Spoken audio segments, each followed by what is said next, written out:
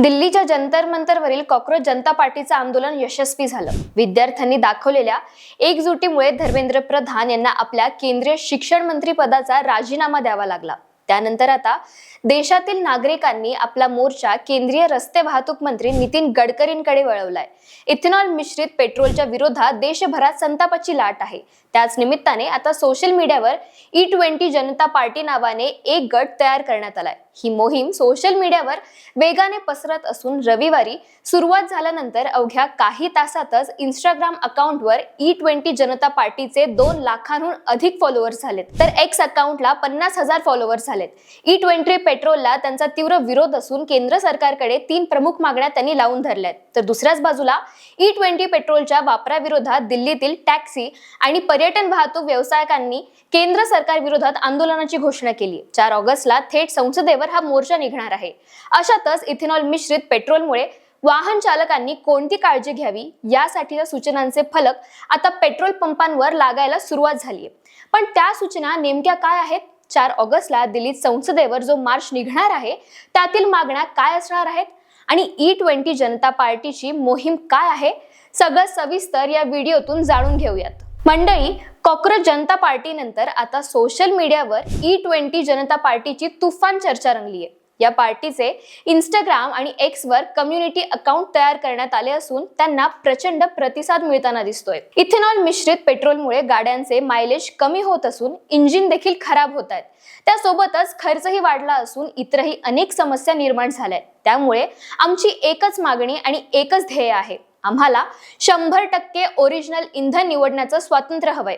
अनेक वाहन मालकांनी इंधन कार्यक्षमतेबद्दल चिंता व्यक्त केली आहे, असं म्हणत E20 जनता पार्टीने नवी मोहीम सुरू केली आहे। मंडळी, जंतर मंतरवर अनेक जेनझी विद्यार्थी दिल्ली पोलिसांना सांगून गेले होते की नितीन गडकरी के टाइम पे मिलेंगे। म्हणजेच काय, तर नितीन गडकरी यांच्या राजीनाम्याची मागणी देखील जोर धरताना दिसते। पण E20 जनता पार्टीने तशी अधिकृत मागणी केलेली नाहीये। त्यांनी सांगितलंय की E20 जनता पार्टी ही एक लोकशक्तीवर चालणारी चळवळ आहे, जी पारदर्शकता, जबाबदारी आणि इथेनॉल मिश्रित पेट्रोल धोरणाचा प्रत्येक भारतीयाच्या वाहनांवर, पैशांवर आणि ग्राहक हक्कांवर कसा परिणाम होतो हे जाणून घेण्याच्या अधिकाराची मागणी करते। त्यासाठी त्यांनी केंद्र सरकारकडे 3 प्रमुख मागण्या केल्या आहेत। पहिली मागणी आहे पेट्रोल पंपांवर ग्राहकांना E20 ऐवजी 100% शुद्ध पेट्रोल निवडण्याचा स्पष्ट आणि कायदेशीर पर्याय उपलब्ध करून देण्यात यावा। दुसरी मागणी आहे, जर सरकार इथेनॉल मिश्रित इंधन विकत असेल तर त्याचा उत्पादन खर्च कमी असल्याने ग्राहकांना ते स्वस्त दरात मिळायला पाहिजे। आणि तिसरी मागणी आहे, प्रत्येक इंधन पंपांवर कोणत्या नोझलमध्ये किती टक्के इथेनॉल आहे याचे स्पष्ट फलक लावले जावेत। मंडळी, E20 जनता पार्टीच्या या मागण्या पूर्ण होतील का? त्यांना या ऑनलाईन मोहिमेत किती यश मिळतंय आणि ते सुद्धा CJP प्रमाणे रस्त्यावर उतरणार का, ते पाहणं आता महत्त्वाचं असणार आहे। पण दुसरीकडेच E20 इंधन धोरणाच्या विरोधात देशभरातील टॅक्सी चालक आणि दूर ऑपरेटर्स आक्रमक झालेत। ते 4 ऑगस्टला थेट Delhi taxi and tourist transport association या संघटनेने आंदोलनाची घोषणा केली असून E20 इंधनामुळे वाहनांच्या कार्यक्षमतेवर परिणाम होत असल्याचा दावा त्यांनी केलाय।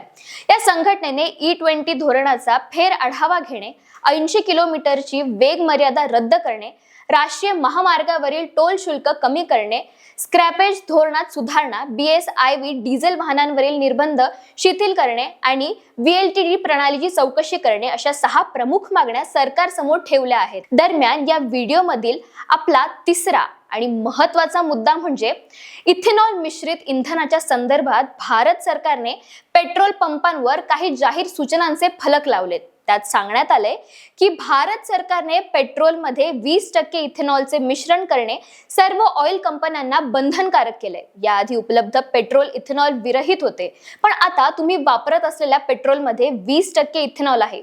त्यामुळे ग्राहकांनी काही सूचनांचं काटेकोर पालन करावं। इथेनॉल मिश्रित पेट्रोल थोड्याशाही पाण्याच्या संपर्कात आलं तर इथेनॉलच्या रासायनिक गुणधर्मांमुळे सर्व इथेनॉलचं रूपांतर पाण्यामध्ये होतं। त्यामुळे आपण आपल्या गाडीची पेट्रोलची टाकी नेहमी अतिशय स्वच्छ ठेवणं आवश्यक आहे।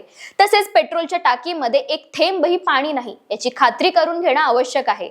याशिवाय गॅरेज किंवा वॉशिंग सेंटरवर गाडीची वॉशिंग करत असताना आपल्या गाडीच्या पेट्रोल टँकमध्ये एकही थेंब पाणी जाणार नाही याची ग्राहकांनी स्वतः काळजी घ्यावी, अशा पद्धतीचे फलक आता पेट्रोल पंपांवर लावण्यात आले आहेत. बाकी इथेनॉल मिश्रित इंधनाच्या सक्तीमुळे देशभरातून संताप व्यक्त होत असताना केंद्रीय मंत्री नितीन गडकरी यांनी मात्र त्यांच्यावर होत असलेले सगळे आरोप फेटाळून लावलेत.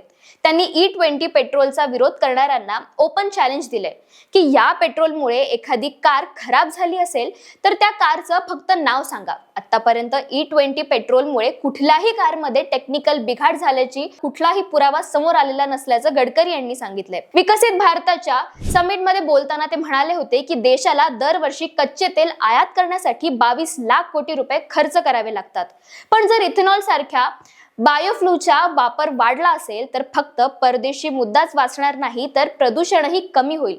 E20 पेट्रोल बाबत अनेक चुकीच्या गोष्टी पसरवल्या जात आहेत. काही लोक जाणून बुजून भ्रम तयार करत आहेत. सोशल मीडियावर माझ्या विरोधात पेड कॅम्पेन चालवलं जात आहे. तसेच ज्यांना प्रीमियम म्हणजे शुद्ध पेट्रोल हवे असेल त्यांनी 169 लिटर दराने खरेदी करावे असं म्हणत गडकरींनी सगळे आरोप फेटाळून लावले. ते असंही म्हणाले होते की सरकारच्या मते या सगळ्या गोष्टींमुळे कच्च्या तेलाची आयात कमी होईल, कार्बन उत्सर्जन सुद्धा कमी होईल, तसेच ऊस, मका आणि तांदूळ यापासून इथेनॉल बनवले जाते, त्यामुळे शेतकऱ्यांचा देखील यात फायदा होईल. दरम्यान गडकरींची दोन्ही मुलं इथेनॉल व्यवसायात असल्याने या गोष्टीचा संदर्भ इथेनॉल मिश्रित पेट्रोलच्या धोरणाशी जोडला जातोय. पण या संदर्भात बोलताना गडकरींनी सांगितलंय की त्यांच्या कुटुंबांचे साखर कारखाने जरूर आहेत, पण त्यांचा व्यवसाय इथेनॉल उत्पादनावर अवलंबून नाहीये. केंद्र सरकारचा उद्देश शेतकऱ्यांचं उत्पन्न वाढवणं आहे, कुठल्या खासगी कंपनीला फायदा पोहोचवणं नाही. तर मंडळी, अशा पद्धतीने नितीन गडकरी त्यांच्यावर होत असलेल्या आरोपांना डिफेंड करण्याचा प्रयत्न करतायत. पण त्यांच्यावरील जनतेचा रोष दिवसेंदिवस वाढतच चाललाय. जनतेकडून थेट त्यांच्या राजीनाम्याची मागणी होते. त्यामुळे आता घोषणा केल्याप्रमाणे 4 ऑगस्टला दिल्लीतील संसद मार्च होणार का? तो कसा होईल? किंवा E20 जनता पार्टी थेट मैदानात उतरेल का? की मग कॉक्रोच जनता पार्टी या मुद्द्यावर देखील काही आक्रमक पाऊल उचलेल? याकडे आता सगळ्यांचंच लक्ष लागलं आहे. बाकी यावर तुम्हाला नेमकं काय वाटतं? E20 पेट्रोलचे काय काय परिणाम होत आहेत? तुमच्या प्रतिक्रिया आम्हाला व्हिडिओच्या कमेंट बॉक्समध्ये नक्की कळवा.